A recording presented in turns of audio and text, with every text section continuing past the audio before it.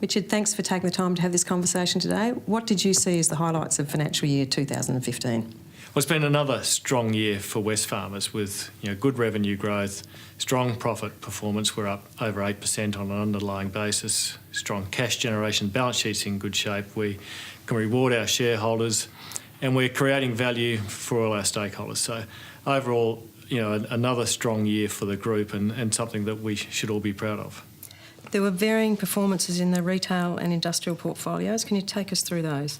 We had a strong year from the retail businesses. All the businesses increased their profit on the previous year. Coles had another strong performance. Bunnings was extremely positive, as was Officeworks. Officeworks profits were up nearly 15%. Bunnings up 11%. Kmart had another extraordinary year, up 18% on last year. And Target, we're seeing some improvement in that business. They're up 5% on the previous year. So the retail businesses were all strong.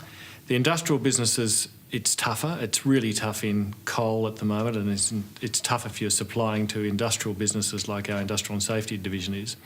So those businesses went backwards from a profit point of view, but I think they've done some really good things in managing their costs and looking to grow the businesses. And our chemicals, energy and fertiliser business had another strong year.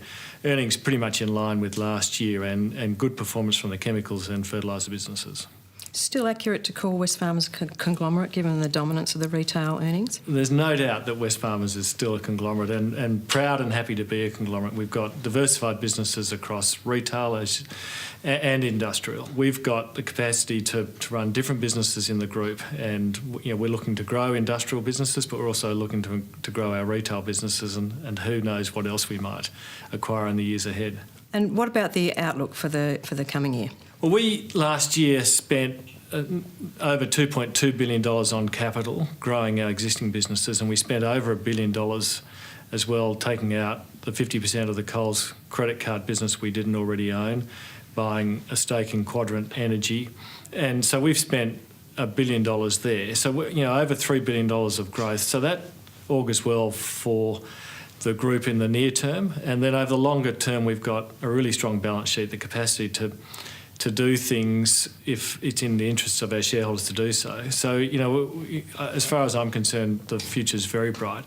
And really importantly, we've got over 200,000 wonderful employees in this company, and we want all of those people to be looking to see how we can grow the company and grow the value creation for all our stakeholders. Still looking pretty tough, though, for the industrial portfolio. I think the near term is tough, but I've always felt that good businesses shine in a tough environment, and the cost reductions we've had at our coal mines and in the industrial safety division this year, and indeed in our gas businesses, have set those businesses up for recovery in prices. So, they are in cyclical industries, and it's difficult now, but things will improve, I think, and the chemicals business is going pretty strongly at the moment.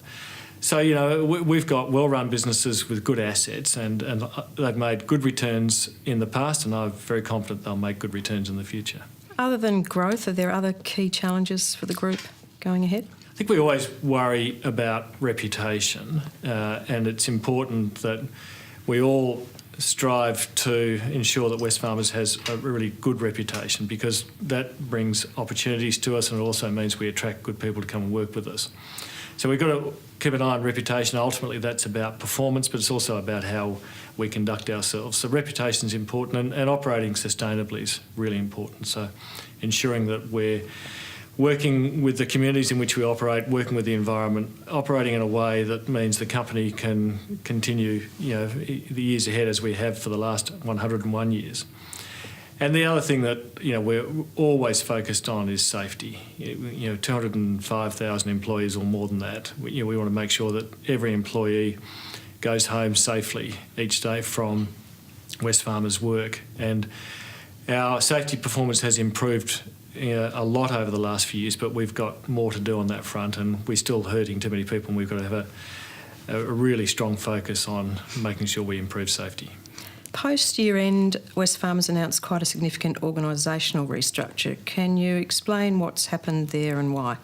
Yeah, we think it makes sense to group the industrial businesses together, so our chemicals, energy and fertiliser business, our industrial and safety division and our resources business, into one. Rob Scott will lead that business and Anthony Gianotti is going into it as finance director.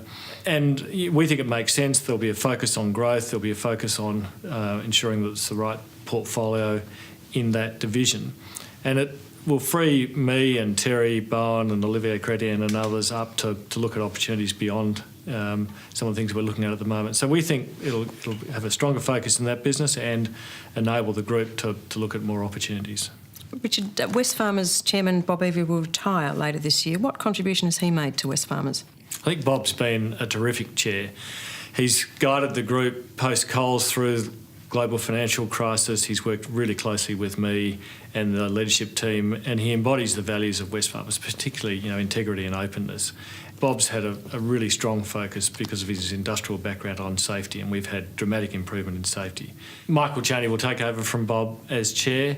I'm looking forward to rekindling my working relationship with Mike. He and I worked closely together when he was CEO. He knows Wesfarmers really well. He's an extraordinary business person and will be great for the group.